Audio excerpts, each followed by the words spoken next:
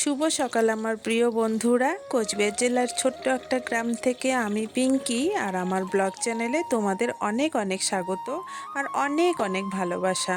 আশা করছি তোমরা সকলেই সুস্থ আছো এবং ভালো আছো, আর আমরাও ভালো আছি। তা এখন ঘড়িতে বাজে সকাল 9:30। গতকালকেই আমার ছেলের স্কুল খুলে গেছে। গতকালকে 2 তারিখ ছিল, আজকে 3 তারিখ। তা কালকে পাঠাই নেই, কারণ ও যে শার্টটা গায়ে দিয়ে স্কুলে যায় সেই শার্টটা না সিনথেটিকের। তো বেশ কিছুদিন হয়েছে ওর বাবা একটা শার্ট বানাতে দিয়েছে সুতির, মানে কাপড় কিনে। তো সেটা আর আনতেই পারছে না, মানে যেদিনই যায় সেদিনই দোকান বন্ধ থাকে।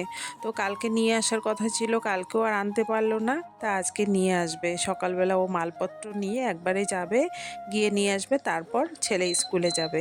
তাই দেখো তাড়াহুড়ো করে ভাত বসিয়ে দিলাম। চা খেয়ে বাসনও ধুই নেই সকালবেলা, তাতেই ভাত বসিয়ে দিলাম। একটা মাছের টুকরা আছে, সেই মাছের টুকরাটা ভাজা করে দেব, সেটা খেয়ে স্কুলে চলে যাবে ঈশান। তো দেখি ওর বাবা এখন যাবে। আজকে রশি নিয়ে আসবা। ডায়েরিটা কি পুরো ভিজছে? হ্যাঁ রাম, দাড়িটা পুরো ভিজা তো গো।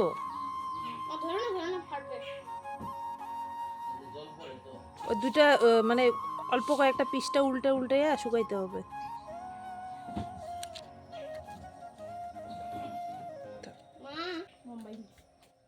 তুমি কি শার্ট পাবা এখন গেলে?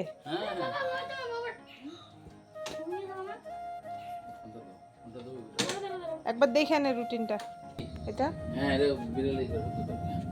আর একটা যেটা এত বড় সমস্যায় পড়েছি কি বলবো, ছাগলটাকে রশি দিয়ে যদি বেঁধে রাখি খুব কান্না করে, খুব, মানে ওকে বেঁধে রাখাই যায় না। তা মানে বাঁধনটা খুলে দিতে হয় আর কি, কিন্তু উপায় নেই, এত অত্যাচার করে ঘরের বারান্দায়। তো বিরক্ত হয়ে গেছি, তাই ওর বাবাকে কয়েকদিন থেকেই বলছি রশি নিয়ে আসো। যে রশিটা দিয়ে বাঁধতাম সেই রশিটা ছিঁড়ে গেছে, তা দেখি আজকে আনে কি না। তা ওর বাবা গেল এখন শার্টটা নিয়ে আসতে, জানি না আজকেও আনতে পারবে কি না। যদি না আনে তাহলে আমি ওই সিনথেটিক শার্ট পরিয়ে ছেলেকে কিছুতেই স্কুলে পাঠাবো না। তাতে স্কুল যদি না যাওয়ার হয় না যাবে, কারণ এত গরম লাগে আমরা নিজেরাই সহ্য করতে পারি না। তা ছেলেটা কি করে এই শার্টটা পরে স্কুলে যায় বলো তো? তো দেখি কি হয়, যদি নিয়ে আসে তাহলে স্কুলে পাঠাবো। তা ভাত হয়ে গেছে, ভাতটা এখন মারটা একটু বালতিতেই গালাবো, কারণ ছাগলটা একটু মার খায়। তাই দেখো বালতিতে গালিয়ে আবার এই গামলাতে বসিয়ে রাখবো, কারণ বালতিতে পুরো মার গালানো যায় না, মানে একটু বসিয়ে রাখলে ভাতটা ঝরঝরে হয়। তাই দেখো লাস্টে আমি কিন্তু একটা গামলাতে বসিয়ে রাখি।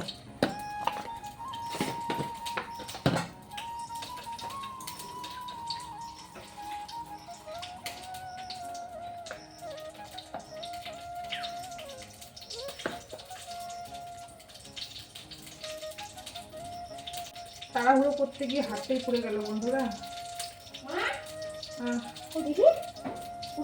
ভাতের মার করছে বাবা, মানে বুঝতে পারিনি, ভাতটা নাড়া দিতে গেছি, পট করে একদম মাঠটা ছিটকে পড়ছে। তো যাই হোক, খুব বেশি একটা পড়ে নেই, অল্পই পড়ছে, এতটুকু জায়গা নুন দিয়ে রাখলাম, ঠিক হয়ে যাবে, একটু সময় লাগবে। থাক, বরফ দিয়ে না বাবা, লবণ দিচ্ছি আমি। যাও তুমি, যাও জামা কাপড় পরো, যাও। এই যে ভাতের আড়ি লাগবে শরীরে, যা। আমি বাড়িতে কিন্তু সারাদিনই কাজ করি, কিন্তু ওই হুলস্থুল করে করি না। কিন্তু ওই যে অনেক সময় কি হয়, সময়ের জন্য অনেক সময় তাড়াহুড়ো করে করতে হয়, তো সেটাই আজকে হয়েছে। তাড়াহুড়ো করে ভাতটা করতে গেছি, মার পরে হাতটা মানে জ্বলছে আর কি, বেশ ভালোই জ্বলছে।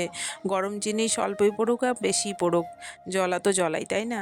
তো যাই হোক, ওই ঘরের দরজাটা বন্ধ করলাম, কারণ ছাগলটা এদিকে যদি না আসতে পারে পিছন দিক দিয়ে আসে, এত একটা জ্বালা যন্ত্রণা হচ্ছে না ছাগলটাকে নিয়ে, সেটা আর বলার মতো না।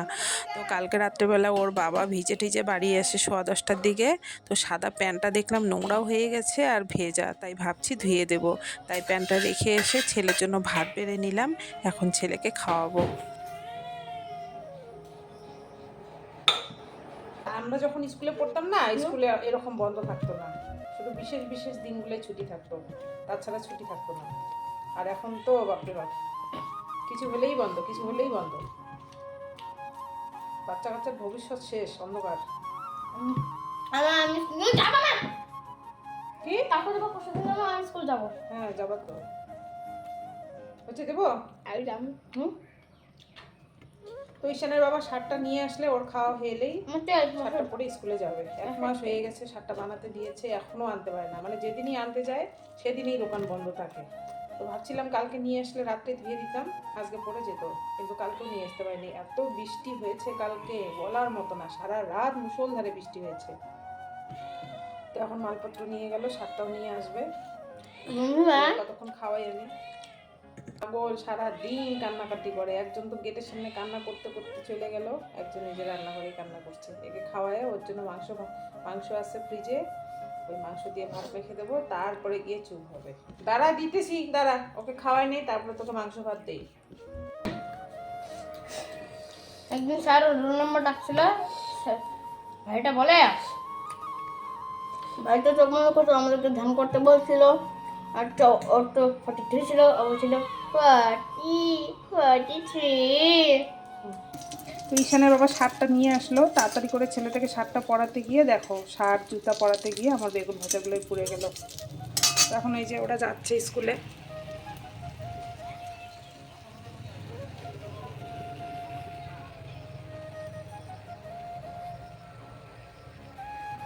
পোড়া পোড়া বেগুন ভাজা খাইতে হবে ঈশানের বাবাকে।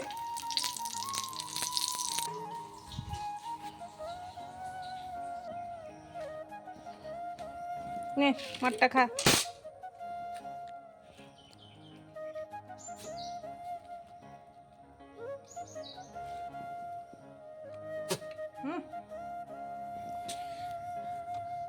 গরম তো নাই সেরকম। তো কোনো দিন আমি নতুন জামা বলো, বানানো জামা বলো, যেটাই বাড়িতে আনুক না কেন, আগে ধুই শুকাই, তারপর কিন্তু আমরা পরি। কিন্তু আজকে ছেলেটাকে আর শার্টটা ধুয়ে পরাতে পারলাম না, এমনিতেই পরিয়ে পাঠিয়ে দিলাম। আসলে পরে, মানে স্কুল থেকে আসলে পরে ধুয়ে শুকিয়ে রাখবো। কারণ কালকেও স্কুল যায়নি, আবার শুনছি স্কুল নাকি বন্ধ হবে। জানি না কিসের এত বন্ধ দেয় সরকার, বুঝতে পারি না কিসের জন্য যে এত বন্ধ। এত বন্ধ যদি থাকে স্কুলগুলো, তাহলে পড়াশোনা যে বাচ্চাদের কি হচ্ছে সেটা তো অনেক বাবা মাই হয়তো বুঝতে পারছে, অনেক বাবা মাই বুঝতে পারছে না। যাই হোক, আমাদের বলার কিছু নেই বা করারও কিছু নেই। সরকারের যেটা নিয়ম সেটাই হবে, আমাদের কথায় কোনো কিছু হবে না। তা দেখো বারান্দায় কি অবস্থা আমাদের, সারা বারান্দা তো ভেঙে চুরমার হয়ে গেছে। তো প্রত্যেক দিন গরম জল ঢালি, কেন ঢালি সেটাই তোমরা দেখো। সকালবেলা ঘুম থেকে উঠে দেখি প্রচুর পিঁপড়ে, এখানে একটা আরশোলা মারা গেছে, তো সেটার জন্য এমনিতে তো পিঁপড়া থাকে। তো সকালবেলা অনেকগুলো গরম জল দিয়েছি, তারপরেও কিন্তু পিঁপড়েগুলো মরে নেই, মানে কতগুলো মরেছে। তারপরে আবার ভিতরে যেগুলো থাকে ওগুলো বের হচ্ছে, তো আবারও গরম জল দিচ্ছি। তো প্রতিদিন এইভাবে গরম জল দিতে হয়, না হলে পিঁপড়ার উৎপাতে থাকা যায় না। আর বর্ষার দিনে তো বাপরে বাপ কোনো কথাই নেই, পোকা মাকড় পিঁপড়া সব কিছুর উৎপাত। তো স্নান করে এসে ছাগলটাকে খেতে দিলাম, দিয়ে দেখো এই যে এখন পিঁপড়া মারছি।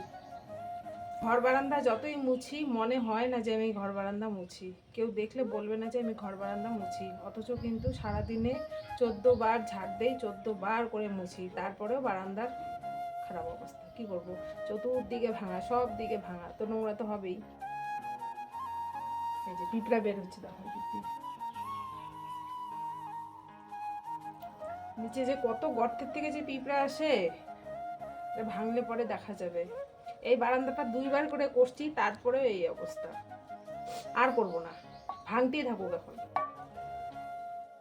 একদিকের ফাঁকাতে যদি গরম জল ঢুকাই, তাহলে আর একদিকে পিঁপড়েগুলো বের হয়। মারা যায় কি না সেটাই আমি বুঝতে পারি না।